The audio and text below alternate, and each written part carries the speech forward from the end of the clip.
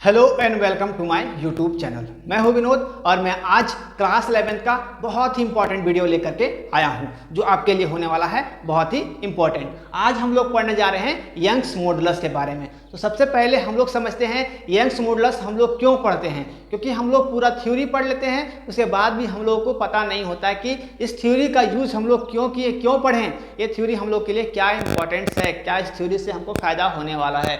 तो यहाँ पर यंग्स मॉडुलस में क्या करते हैं, किसी भी मटेरियल के टाइप को बताता है। ये यंग्स मॉडुलस क्या करता है, किसी भी मटेरियल के टाइप्स को बताता है कि वह मटेरियल किस टाइप का है। तो इसलिए हम लोग आज पढ़ेंगे यंग्स मॉडुलस। तो यंग्स मॉडुलस का फॉर्मूला क्या हो गया, y equal to Young longitudinal stress by longitudinal strain. ठीक है, ये फॉर्मूला है। तो सबसे पहले हम लोग समझते हैं कि लॉन्गिट्यूडनल स्ट्रेस और लॉन्गिट्यूडनल स्ट्रेन क्या होता है। ठीक है, चलिए इसको मैं अभी रफ करता हूँ, मैं ये बाद में भी हम लोग को करना है। तो यहाँ पर ध्यान देना है।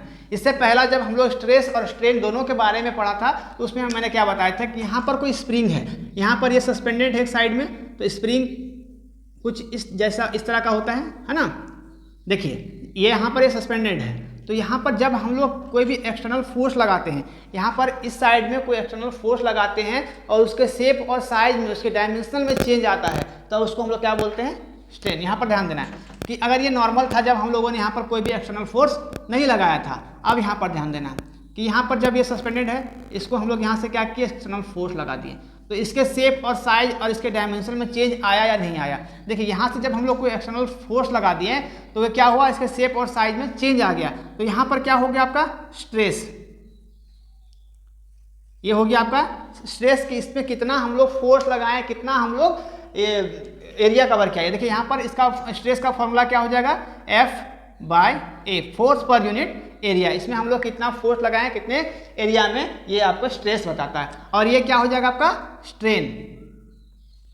स्ट्रेन क्या होता है कि change in dimensional per unit original dimensional. तो ये ओरिजिनल डायमेंशन था, इसमें कितना चेंज आया, इसमें कितना चेंज आया, इसी के बारे में हम लोग स्ट्रेन में पढ़ते हैं। तो आई होप स्ट्रेन और स्ट्रेस का आप लोगों को डिफिनेशन जो होगा वो क्लियर हो गया होगा। ठीक है, स्ट्रेन का डिफिनेशन क्या हो गया कि चेंज इन डायमेंशनल, इस ओरिजिनल डायमेंशंस में कितना आपका डायमेंशनल चेंज हुआ।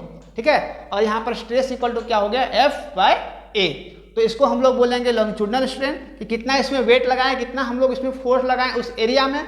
और यहाँ स्ट्रेन मतलब क्या आया, उसके साइज और उसके शेप में कितना चेंज आया। लेकिन यंग्स मॉडुलस एक आपको इंपॉर्टेंट चीज बताता है कि ये सिर्फ सॉलिड के केस में अप्लाई होगा। इसको हम लोग कब अप्लाई करेंगे, सिर्फ सॉलिड के केस में अप्लाई करेंगे। ठीक है, तो यहाँ पर देखिए हम लोगों ने एक ऑब्जेक्ट लिया हुआ है, एक मटेरियल लिया हुआ है। ठीक है, ये फिगर को आप लोगों को ध्यान देना।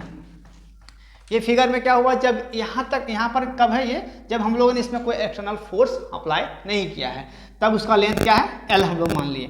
अब यहाँ पर देखिए, यहाँ तक आपका मटेरियल था, ऑब्जेक्ट था, इसमें हम लोग क्या किए, एक्सटर्नल कोई फोर्स लगाएं। तब ये देखिए, जब हम लोग फोर्स लगाएं, स्प्रिंग में ही अगर फोर्स लगाते हैं तो स्प्रिंग को जैसे खींचते हैं वो अपोजिट फोर्स भी लगता है कि वो वापस अपने स्थान पर चला जाए। ठीक है, तो यहाँ पर ये अपने और भी खींचेगा और हम लोग यहाँ पर एक्सटर्नल फोर्स लगा रहे हैं कि उसको, उसका लेंथ हम लोग बढ़ाने का कोशिश कर रहे हैं। तो यहाँ पर देखिए, जब हम लोग लेंथ बढ़ाएं तो उसका हम लोग क्या ले लिए, स्मॉल l, और यहाँ पर इसका फोर्स F ले लिए। ठीक है, चलिए पहले इसका हम लोग डिफिनेशन करते हैं, उसके बाद इसके आगे हम लोग बढ़ेंगे। चलिए यंग्स मॉडुलस पहले पढ़ने से पहले हम लोग लिख लेते हैं कि लॉन्गिट्यूडनल स्ट्रेन और लॉन्गिट्यूडनल स्ट्रेस क्या होता है। ठीक है, चलिए व्हेन, ये यंग्स मॉडुलस का डिफिनेशन नहीं है, हम लोग पहले समझ ले रहे हैं कि लॉन्गिट्यूडनल स्ट्रेस और लॉन्गिट्यूडनल स्ट्रेन क्या होता है। ठीक है, यंग्स मॉडुलस का डिफिनेशन जहाँ से मैं बताऊंगा वहाँ से आप लोग को ये क्लियर कर दूंगा। ठीक है, when two equal forces, two equal and opposite forces लिखे हम लोग, है ना, equal and opposite forces are applied to a body along one dimension, then change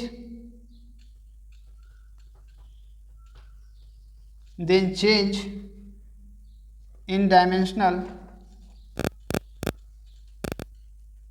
then change in dimension along which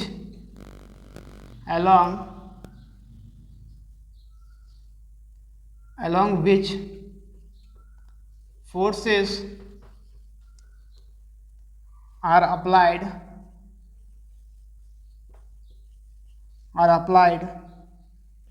is called longitudinal stress. ये क्या हो गया आपका, सॉरी, लॉन्गिट्यूडनल स्ट्रेन।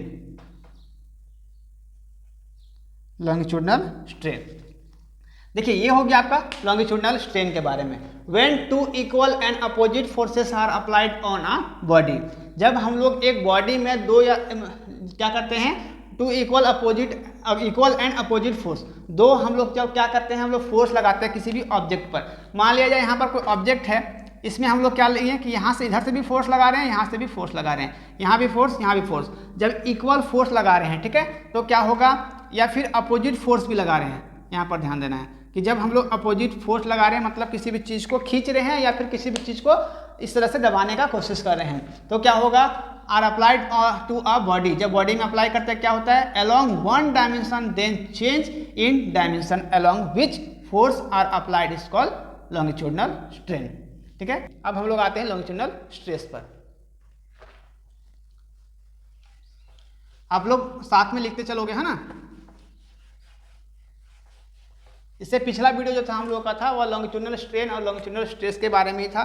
जो बच्चे नए हैं वो वहाँ जा करके देख सकते हैं। ठीक है, चलिए अब लिखते हैं द फोर्स, पैराग्राफ चेंज करके लिखोगे आप लोग, है ना। द फोर्स एक्टिंग पर unit area of body is called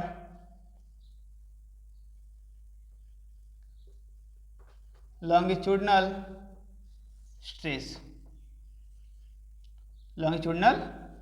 stress. The force acting per unit area of a body is called longitudinal stress. तो longitudinal stress का क्या होगा, force acting per unit area, F equal to आपका F बाय A, force per unit area. ये हो गया आपका लॉन्गिट्यूडनल स्ट्रेन। अब हम लोग आते हैं यंग्स मॉडुलस के डिफिनेशन पर। यहाँ पर तो हो गया कि लॉन्गिट्यूडनल स्ट्रेस और लॉन्गिट्यूडनल स्ट्रेन क्या होता है इसके बारे में। ठीक है, अब हम लोग करते हैं आपका जो यंग्स मॉडुलस है वो क्या होता है उसका डिफिनेशन हम लोग देखेंगे। ठीक है, चलिए अब आप लोग यहाँ से लिखोगे। ठीक है, the ratio of longitudinal stress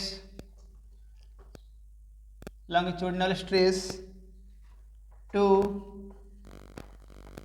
longitudinal strain within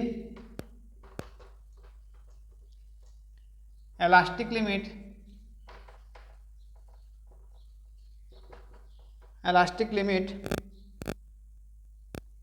is a constant for the material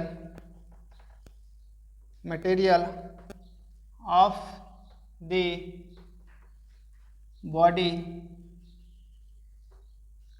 and is called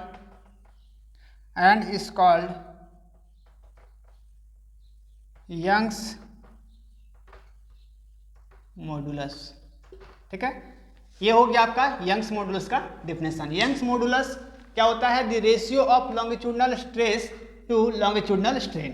ये क्या किसका रेशियो होता है, लॉन्गिट्यूडनल स्ट्रेस का। यहाँ पर देखिए लॉन्गिट्यूडनल स्ट्रेस और लॉन्गिट्यूडनल स्ट्रेन। यहाँ पर इसीलिए मैंने पहले बता दिया कि लॉन्गिट्यूडनल स्ट्रेस क्या होता है, लॉन्गिट्यूडनल स्ट्रेन क्या होता है, क्योंकि यहाँ पर हम लोग यूज करेंगे इसका। ठीक है, with in elastic limit is a constant for the material of the body and is called Young's modulus। तो यंग्स मॉडुलस यही सिंपल सा आप लोगों को याद रखना है कि मटेरियल के टाइप को बताता है। तो यह मटेरियल किस टाइप का है इसके बारे में बताता है। चलिए यहाँ तक आई होप आप लोगों ने लिख लिया होगा, ठीक है, या स्क्रीनशॉट लेकर के रखा होगा। यहाँ पर स्पेस कम है इसलिए हम लोग यहाँ पर रफ करते हैं इसको, ठीक है। ये तो हो गया इसका डिफिनेशन। अब हम लोग आते हैं इसके मैथमेटिकल प्रूफ में। ये फिगर अभी आप लोग को काम आएगा, ठीक है। चलिए अब हम लोग देखते हैं इसका यंग्स मॉडुलस का फॉर्मूला जो स्टार्टिंग में हम लोगों ने लिखा था। तो अब ये फॉर्मूला आप लोग को लिखना है, longitudinal stress by longitudinal strain, ठीक है। इसी के बारे में भी हम लोगों ने पढ़ा कि ये रेशियो होता है किसका, longitudinal stress by longitudinal strain का, ठीक है।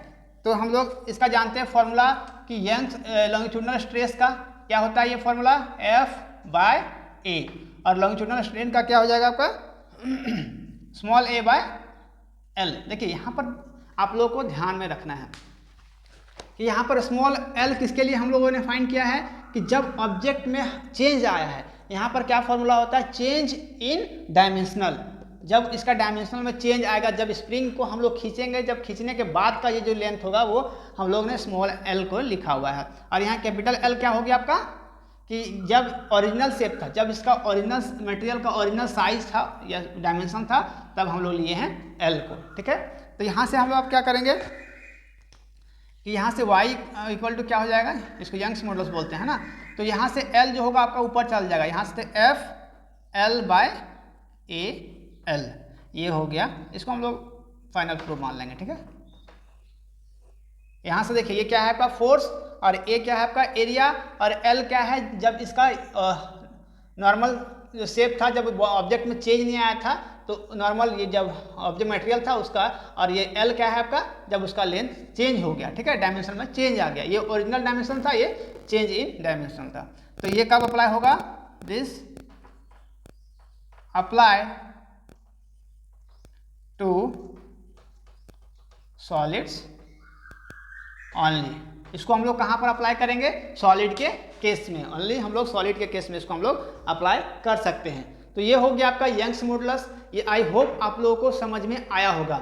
मैंने इसीलिए क्या करवाया कि यहाँ पर लॉन्गिट्यूडिनल स्ट्रेस का और लॉन्गिट्यूडिनल स्ट्रेन का डिफिनेशन आप लोगों को स्टार्टिंग में करा दिया, ताकि आप लोगों को दिक्कत ना हो कि यहाँ पर लॉन्गिट्यूडिनल स्ट्रेस लॉन्गिट्यूडिनल स्ट्रेन होता क्या है। क्योंकि अगर मैं डायरेक्ट फार्मूला लिखता कि y equal to longitudinal stress by longitudinal strain, तो आप लोगों को शायद दिक्कत हो सकता था। जो बच्चे अगर थोड़े से टैलेंटेड है, तेज हैं, वो ज़्यादा नहीं लिखते हैं, तो यहाँ से आप लोग लिख सकते हो जब यहाँ से इसका डिफिनेशन हम लोगों ने किया था यंग्स मॉडुलस का, ठीक है। और जो समझना चाहते हैं वो स्टार्टिंग से पढ़ेंगे, ताकि आपको लॉन्गिट्यूडिनल स्ट्रेस और लॉन्गिट्यूडिनल स्ट्रेन के बारे में क्लियर हो जाए, ठीक है।